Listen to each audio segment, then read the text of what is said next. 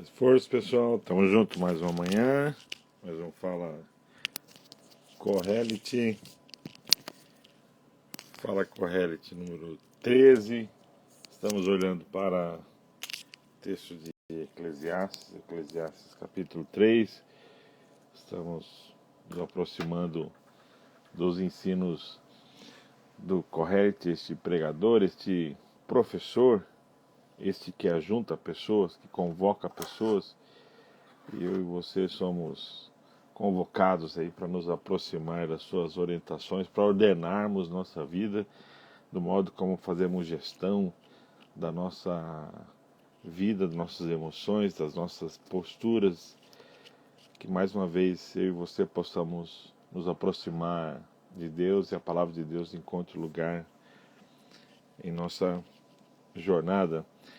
Estamos olhando Eclesiastes 3, o versículo de número 5, e você vai observar algo interessante no dia de hoje, porque Eclesiastes 3:5 começa dizendo assim: é hora de fazer amor. Se você pegar a sua Bíblia, provavelmente não tem isso aí, né? Então, talvez você pode pensar, o pastor Eugene Peterson era meio riponga aí, né? E o Paz e Amor, a Revolução da década de 60, ele traz esse legado. Por que na sua Bíblia provavelmente está aí que é tempo de juntar pedras? E aqui está, é hora de fazer amor. Fique tranquilo, isso é algo que tem uma explicação, e é uma explicação cultural. Por quê?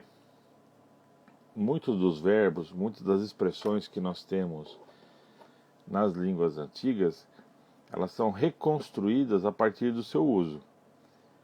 Então, à medida em que nós temos o uso em outros textos, tanto os textos bíblicos, como os textos jurídicos, como os textos de outros povos, nós percebemos e nós entendemos como esses verbos eram compreendidos.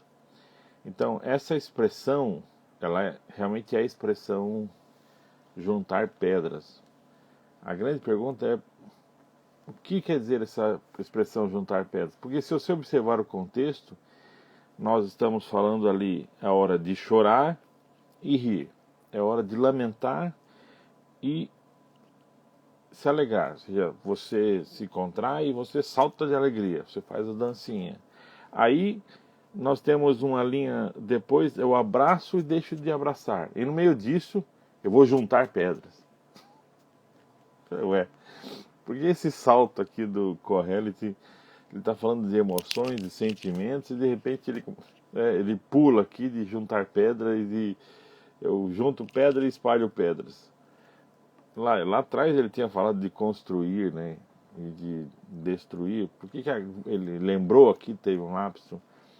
Então, por isso que o Eugene Peterson ele vai decidir por usar essa vertente de tradução, que é o quê? Que a expressão juntar pedras, ela diz respeito à relação sexual, diz respeito ao sexo, diz respeito, então, à intimidade. Por quê? E aí você entra no contexto de sentimentos, ou seja, a hora em que ele vai dizer que é a hora de fazer amor e a hora de se abster. Então, essa é uma linha de tradução. A maioria das sociedades bíblicas, elas optam pela tradução, sim, pela tradição, né? Que é o quê? Deixa ali o juntar pedras, até porque é mais fácil você ficar falando de juntar pedras que falar de fazer amor, né? Então é mais fácil você falar de pedras do que você falar de sexo. Então deixa as pedras ali para dar menos problema. Mas o Eugene Peterson, então, ele, ao estudar, ele é biblista, ele é especialista em línguas antigas, então, ao trazer esse texto para os nossos dias, ele vai especialmente tomar por orientação textos judaicos de interpretação, que os rabinos, os mestres judaicos, eles escreveram textos de interpretação, e um deles vai dar esta linha, ou seja, aqui essa expressão, e aqui nos dois sentidos, né? Então, tanto de juntar pedras e de espalhar pedras, está falando sobre o momento que a gente transa ou não transa, faz ou não faz sexo. Para a nossa sociedade hoje, isso é algo muito valorizado, né? Então, o fato de ser valorizado não quer dizer que esteja resolvido, não quer dizer que seja saudável. E é interessante perguntar, não quer dizer que seja algo que tenha que ser ordenado, né? Porque talvez a nossa geração, e cada vez mais geração mais novas, tenha a impressão de um direito adquirido, de que você tem domínio sobre a sua prática sexual, meu corpo, minhas regras, e nós mudamos em 30, 40 anos basicamente todos os nossos conceitos e padrões, e nós estamos vivendo esse choque de moralidade, de vivência, de construção pessoal. Então, aqui não apenas a idade que você, porque a adolescência e a juventude continua sendo esse momento, é próprio também de um processo psicobiológico, da descoberta da sexualidade, de você ter as suas primeiras relações, mas como que nós encaramos isso? Então, porque quando o Kohelet escreve sobre fazer amor, ele tem um contexto aqui, e ele tem um imaginário, ele tem um pressuposto. Porque para ele, quando o Kohelet escreve 3.000 anos atrás, de quem ele está falando sobre quem que faz amor e quem deixa de fazer amor? Que, o contexto dele aqui é um contexto ainda de que quem pratica o sexo é o casal. Hoje nós vivemos esse confronto, e aqui não é apenas um confronto de moralidade, no sentido se você é conservador ou não, mas nós temos uma grande discussão, e essa discussão ela tem a ver com as últimas décadas e talvez uma mistura do que é desenvolvimento científico ou não, compreensão sobre o ser humano, mas sobretudo ainda uma compreensão da maneira como nós lidamos com a religiosidade, com a espiritualidade, com preceitos, porque no nosso contexto ocidental, judaico-cristão, ainda nós trazemos essa moralidade, nós trazemos uma educação sexual, e muitas vezes muitas vezes não, ela é opressora e ela é nociva, mas o fato de ela ter aspectos nocivos não quer dizer que ela é toda descartável. Então, a partir do momento que a gente desmonta tudo isso, nós nos vemos num momento sem direção. O preceito bíblico, o conceito de que o ser humano ele é criado para fazer amor, faz parte da nossa existência. Nós só somos plenos, e faz parte da nossa experiência de vida a prática sexual. Agora, e Deus nos criou assim, e quando nós vamos para a Bíblia e nós compreendemos esse processo da criação, e a criação como esse molde para a nossa plenitude, nós vamos ver que assim, Deus não cria a prática sexual para ela estar sobre o nosso controle e ser vivida de modo egoísta. Porque essa é uma das grandes questões. É interessante como Deus ele cria o sexo e a experiência da intimidade, da unicidade, né, sexual, como uma experiência de plenitude, mas também de complementação, porque você se une, você só vivencia isso plenamente com outra pessoa. Você não consegue viver isso sozinho, e a nossa busca de querer viver isso sozinho no período do romantismo, a sociedade ela buscava querer viver o amor sem precisar de sexo. Hoje nós invertemos esse processo, porque hoje nós nos especializamos em querer viver o sexo sem precisar pensar em amor. Então, fazer amor é também um confronto não apenas de quem faz aqui. Aqui a discussão do Kohelet não é apenas sobre frequência, né? Os estudos vão apontar aí de que um mínimo saudável de um casal seria uma prática bimestral, 6 vezes por ano, né? Então, e isso é uma vivência, né, assim, o que nós descobrimos nesse ritmo, né, dos recém-casados, da época de filhos, esse período de estresse, os nossos ajustes, o problema. Hoje, por exemplo, nós somos uma geração que está debaixo de muita medicação, e as medicações elas alteram a nossa libido. Então, aqui, para o Kohelet, não é apenas ordenar, fazer uma tabelinha e de entender de que eu e você temos que seguir uma agenda. Porque da mesma forma, aqui não é uma expressão de controle, eu controlo isso. Porque a grande lição do Kohelet do ordenamento da vida é essa sabedoria e a maturidade que a gente tem de entender o ordenamento da vida. Os momentos que estamos vivendo, quando eles acontecem, nós não agendamos esses momentos. Inclusive, entender essas fases, esses momentos, essa experiência, ou seja, quando nós vivemos isso dentro de uma relação. Deus nos criou para essa relação, e essa relação ela tem o desafio de ser vivida plenamente na intimidade e no compromisso. Por isso que Deus cria o sexo para o casamento, assim.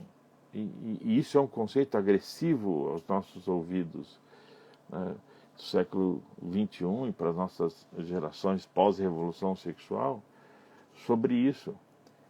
Mas a grande questão é essa: ninguém consegue viver a plenitude sexual. E aqui, mesmo que você se especialize em técnicas, em recursos, você se especialize em sexo tântrico, não adianta. A grande experiência da plenitude é na intimidade. Por quê? Porque ele não é uma experiência apenas física, né? Apenas fisiológica. A grande experiência, a plenitude, o grande prazer que a gente tem não está sozinho, não está no que nós dividimos, no que nós vivemos juntos. Então, os séculos vão passar, os milênios vão passar aqui, e nós voltamos a se confrontar para aquilo que nós fomos criados. O grande desafio de Deus é que, assim, esse movimento de fazer amor e se abster não é assim, ó, não é ficar mudando de parceiro, não é entender, assim, hoje eu preciso fazer amor, ou seja, agora está na época de eu fazer amor, preciso achar um parceiro.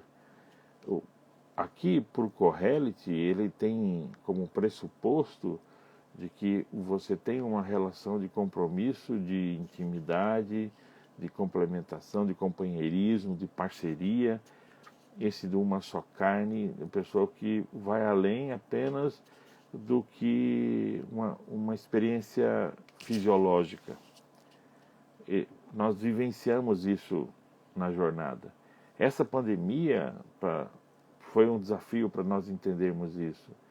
Esse momento em que nós vivenciamos o momento de fazer amor. E como isso foi importante, como também a gente entender, e aqui o abster, nós vamos falar disso amanhã, ou seja, tem o seu momento nesse ordenamento. Mas para o Kohelet há um pressuposto aqui, que é maior do que apenas o prazer momentâneo. A nossa geração, e aqui o grande desafio nosso, é porque se as gerações passadas viam o sexo como algo sujo, e especialmente opressor na questão do prazer feminino, hoje nós vivemos um sexo-deus. O sexo está no centro e isso não ordena a nossa vida. Nós não devemos ser controlados pela prática sexual. O pastor Ed René, ele tem uma expressão, e ela me acompanha há muitos anos, e ele diz assim, olha, pode faltar sexo na sua cama, mas não falte afeto. Pior do que uma cama sem sexo é uma cama sem afeto. Porque nós somos esses inteiros. Então faz parte do nosso ordenamento isto. E nós lidamos com isso. Ou seja, há momentos em que nós lidamos com essa, não apenas há uma necessidade fisiológica, porque nosso corpo foi criado para isso também, há uma oportunidade, há uma vivência, há uma experiência. Quando o Kohelet nos desafia a pensar nisso, por isso que, assim, para mim, talvez desse texto aqui da tradução do Kohelet, do ponto de vista do Eugene Peterson, quando ele resgata essa tradição de compreender o juntar pedras, porque assim, é tempo de juntar pedras, de afastar pedras. Ok, tudo bem. Mas quando ele tem coragem de dizer assim, e aqui, como muitos rabinos ao longo da história de entender isso, olha, faz parte do ordenamento da vida, a prática sexual, ou seja, nós não somos dominados por isso. Quem é dominado por isso, por impulso, é o animal.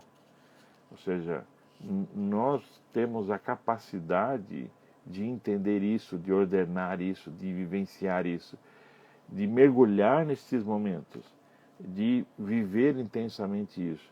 E aqui, aí vem um processo, e os jovens casais experimentam isso, ou pelo menos alguns adolescentes e algumas pessoas, de acordo com a sua jornada familiar e sua jornada religiosa, quando você vai para a prática sexual, você traz consigo também a sua jornada emocional, você traz consigo também a sua bagagem de experiências. Então, se você vem de uma jornada de opressão ou de conceitos distorcidos, nocivos de sexualidade, ou pelo menos sobre ter prazer, então você tem uma longa jornada até aprender a fazer amor. E aqui não é só aprender as técnicas, né? Só aprender posições. Aqui não é ter liberdade de ir no sex shop. A grande jornada de aprender aqui tem a ver com essa jornada interior. Muita gente está frequentando um sex shop, mas não consegue frequentar a sua alma, de entender o que eu estou buscando no outro, o que eu estou buscando, por que eu preciso que o outro tenha essa impressão de mim, ou o que eu estou perseguindo, para quem que eu estou respondendo, aonde que eu estou entrando, né? Então, porque é uma vivência e a oportunidade aqui que a gente tem, como todos os outros ordenamentos que o Kohelet nos apresenta, de maturidade. Então, aqui, independente do momento que esteja a nossa potência, o nosso físico, eu e você temos a oportunidade de sermos maduros na nossa vivência sexual. Nós sejamos maduros no modo como nós construímos a nossa relação com o outro. Eu lembro quando eu escrevi meu primeiro curso sobre sexualidade, eu dei esse título, né? Sexo fora do padrão. Porque, de alguma maneira, nós sempre estaremos fora do padrão. Porque se você deseja ouvir as orientações de Deus sobre como vivenciar isso, você estará fora do padrão do senso comum hoje, né? Inclusive dos conservadores, porque hoje os nossos conservadores e muito dessa ambiência que a gente tem é uma ambiência radical, né? Que também é nociva. E agora, você também precisa se posicionar, e nós vivemos um ensino hoje sobre sexualidade que está fora do padrão da criação, para aquilo que nós fomos criados. Que Deus nos ajude a mergulhar, entender, nos conhecermos, a perceber a nossa história é muito importante, revisitar aqui, né, a nossa jornada e aqui as nossas frustrações, os nossos erros, os nossos acertos, as nossas parcerias também, as nossas experiências. O tempo passou, né, e o C.S. Lewis vai dizer isso, se falar sobre o sexo resolvesse, por que hoje se fala tanto sobre sexo e ainda nós somos uma sociedade que não se resolveu, né? Então, entender que nós vivemos ainda uma sociedade doentia, nós ainda estamos abusando de nossas crianças, nós cada vez mais nós vemos, seja, adolescentes sendo abusados, estuprados. Então, assim, ainda mulheres não têm a sua liberdade permitida. Nós ainda vivemos um contexto, então, com toda a revolução, com toda a liberdade, e ela tem seu valor, tem o seu lugar. Por isso que eu falo que muito do movimento de conservador e direita, ele é opressor e se torna nocivo de um ponto em diante. Hoje nós precisamos entender de onde viemos, seja da experiência religiosa, da igreja que nós crescemos, os pais que nós tivemos. Nossos pais deram o que eles tinham. O que eles receberam? O que nós aprendemos sobre fazer amor em casa? Assim como eu falei sobre o choratório, seja, qual que foi a nossa escola de sexualidade? Nós fizemos cursos de sexualidade ao longo da nossa vida. Às vezes a gente não tem coragem de abrir a gaveta e ler essas apostilas do que nós fomos ensinados. Mas é importante nós fazermos esta jornada até mesmo para que a gente possa vivenciar e construir isso. Se há algo que não pode ser reproduzido com nenhuma técnica, com nenhum recurso, se chama intimidade. A intimidade, ela oferece para nós algo único e exclusivo. E essa é uma das grandes questões, porque Deus, ele criou a experiência, a vivência sexual para uma relação de compromisso chamada casamento. Que Deus nos ajude na nossa jornada de maturidade, na nossa vida sexual, no modo como nós lidamos com a nossa sexualidade, com a nossa jornada sexual, ou seja, tudo as marcas que trazemos, as experiências e tudo mais. Mas entender isso faz parte da plenitude da vida, o momento de fazer amor. Que Deus permita construir isso, viver isso, experimentar isso, que é a vontade dele para nós. Vamos orar? Deus, nós nos aproximamos de Ti, pedindo que o Senhor nos conceda uma experiência de vida, de espiritualidade, que seja integral. Pai, nós trazemos em nós barreiras, dificuldades, revoltas, nós trazemos em nós um não ensino ou um abandono. Muitos de nós fomos largados para aprender com a vida e tivemos péssimos professores. Nossas experiências nem sempre foram bons professores para nós. Pai, ajuda-nos a buscar uma espiritualidade integral que envolva também o nosso físico, o nosso prazer. Pai, ajuda-nos a entender que a vida é construída por esses momentos em que nós nos entregamos a fazer amor e que isso faz parte da nossa experiência e o Senhor nos criou para isso. Deus, ajuda-nos a entender de que o Senhor tem uma vontade.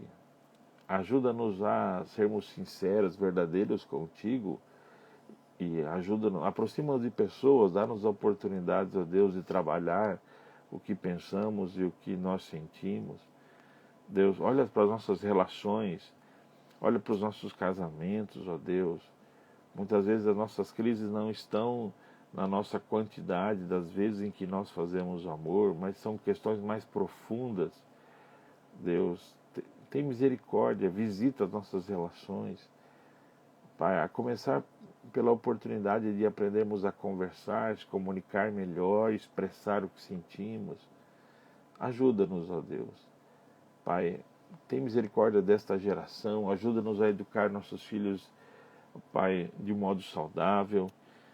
Pai, ajuda-nos a repartir nossas experiências e poder, Pai, ajudar uns aos outros, Senhor.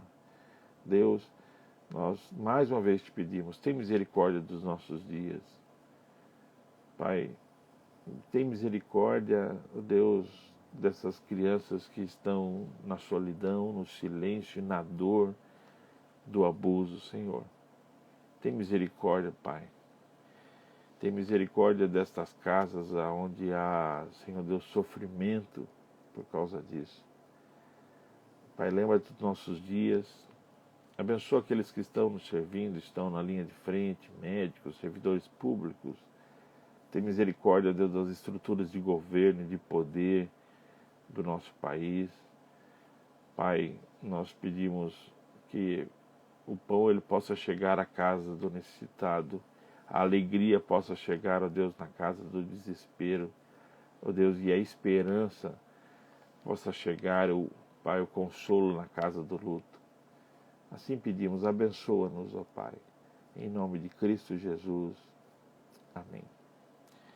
Que Deus abençoe você, e amanhã estamos juntos, vamos continuar aqui, eu falo Kohelet sobre a hora de não fazer amor, a hora de se abster. Aquele abraço.